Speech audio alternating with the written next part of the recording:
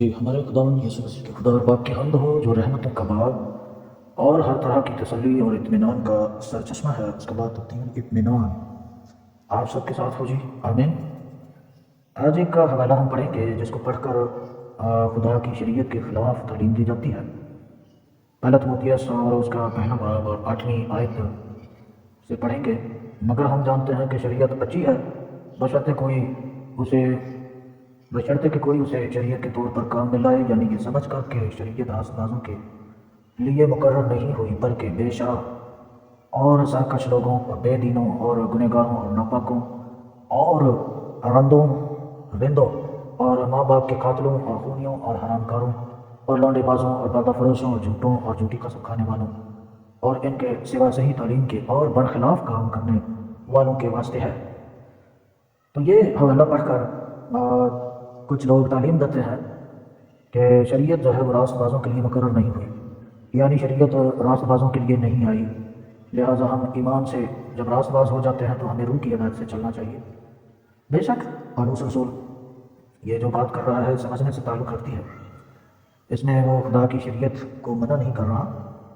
بزرگ ابراہیم جب خدا پر ایمان لایا تو وہ مفت میں راست باز ٹھہرا، اور اس کے بعد خدا نے اس کو حکم دیے اور اس نے خدا کے حکموں پر عمل کیا۔ فرما برداری حکموں کو ماننے سے ہی ہوتی ہے، تو خدا نے اس کو حکم دیے۔ بہت سے حکم ہیں آپ پڑھ سکتے ہیں، اور عبرانی زبان میں توراتی لفظ لکھا ہوا ہے کہ بزرگ ابراہیم اپنے بچوں کو بھی میری تورات سکھائے گا۔ پیدائش 26:5 آپ پڑھ سکتے ہیں عبرانی میں، تو وہاں لفظ توراتی لکھا ہوا ہے۔ تو تورات جو ہے وہ ایمان لانے کے بعد، مفت راست باز بن جانے کے بعد جو ہے اس کو راست بازی میں ہمیں فرما برداری جو کرنی ہے، اس کے لیے بہت ضروری ہے کہ ہم تورات پر عمل کریں۔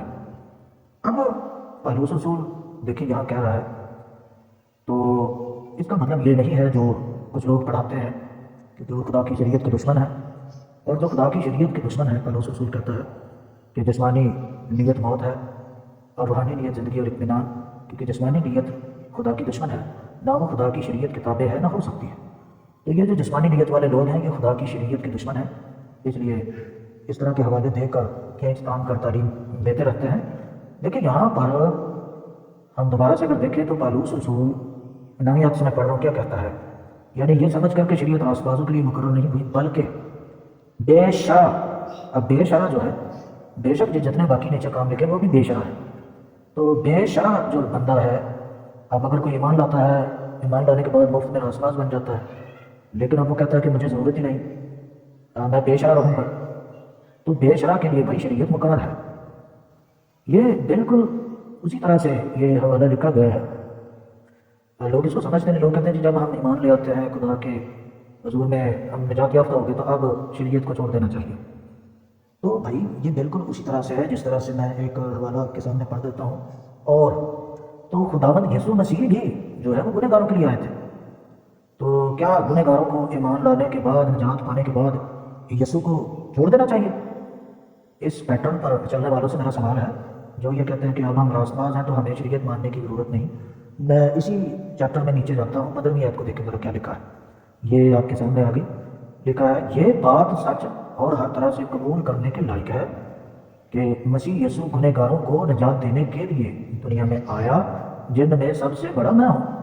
تو بھائی صرف شریعت ہی گنہ گاروں کے لیے مقرر نہیں ہوئی، یسوع مسیح بھی گنہ گاروں کے لیے ہی آیا تھا۔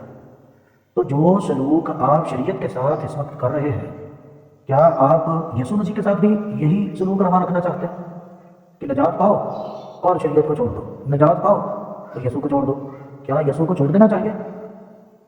یہ سیم اسی طرح سے ہے جس طرح سے شریعت گنہ گاروں کے لیے آئی، جس طرح سے یسوع مسیح گنہ گاروں کے لیے آیا۔ میں ایک اور حوالہ آپ کے سامنے پڑھ دیتا ہوں مرکز کی انجیل میں سے، مرکز کی انجیل اس کا دوسرا باب ہے اور 17 آیت نمبر 17 کو پڑھ رہا ہوں۔ یہ دیکھیں کیا لکھا ہے، یسوع نے یہ سن کر ان سے کہا، تندرستوں کو طبیب کی ضرورت نہیں بلکہ بیماروں کو، میں راست بازوں کو نہیں بلکہ گنہ گاروں کو بنانے آیا۔ جی ہاں، یہ بالکل اسی طرح سے ہے جس طرح سے شریعت راست بازوں کے لیے نہیں آئی، تو یسوع مسیح بھی راست بازوں کے لیے نہیں آیا، تو تندرستوں کے لیے نہیں آیا۔ تو کیا مطلب نکالا ہے؟ شریعت کو تو آپ کہتے ہیں ضرورت ہی نہیں، تو پھر یہی فارمولہ یسوع کے لیے بھی آپ کہہ سکتے ہیں کہ یسوع کی اب ضرورت نہیں، اب ہم ایمان لے آئے ہیں، تو اب چونکہ یسوع پر ایمان لانے سے راست باز بن گئے، اب ہمیں یسوع کی ضرورت نہیں۔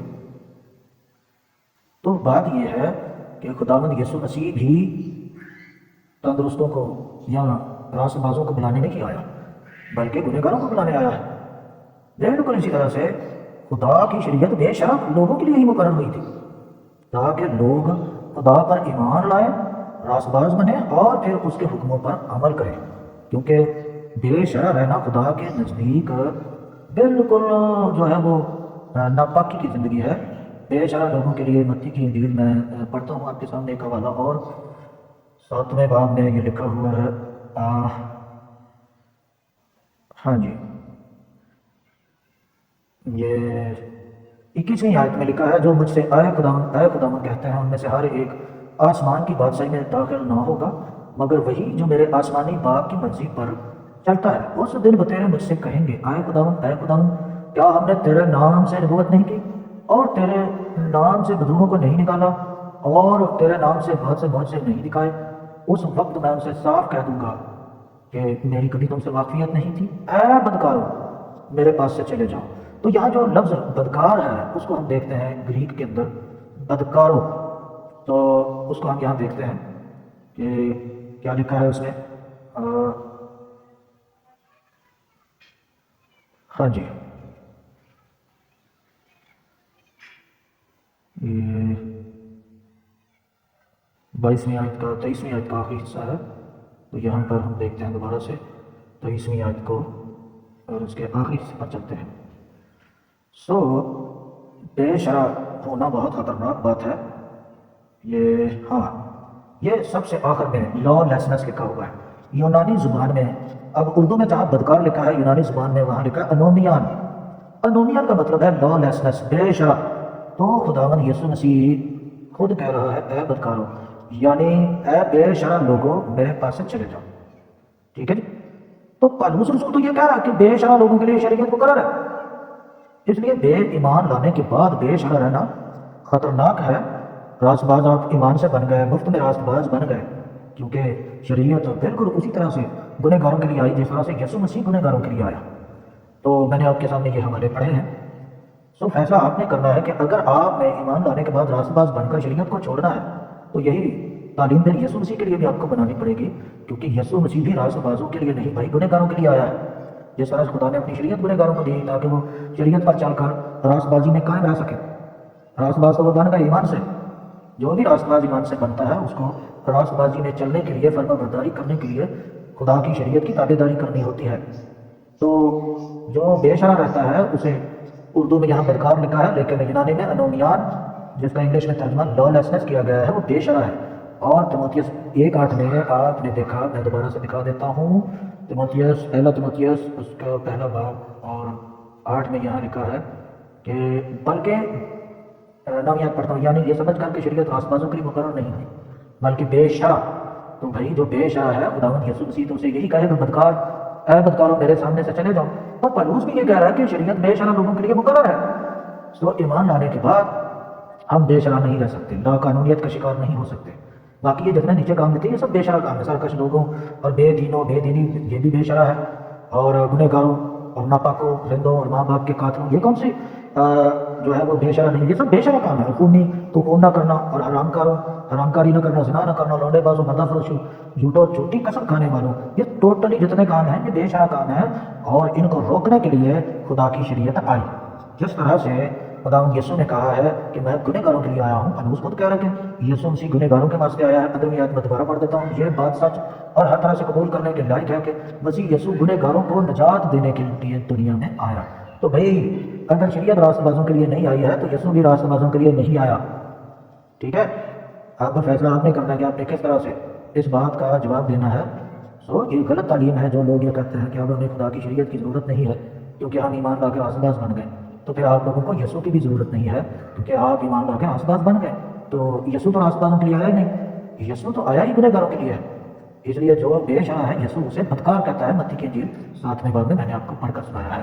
سو توبہ کریں اپنے گناہوں سے اور خدا کی شریعت کو مانیں، خدا کی توراہ کو قبول کریں، فرما برداری کریں۔ خداوند آپ سب کو برکت دے، آمین۔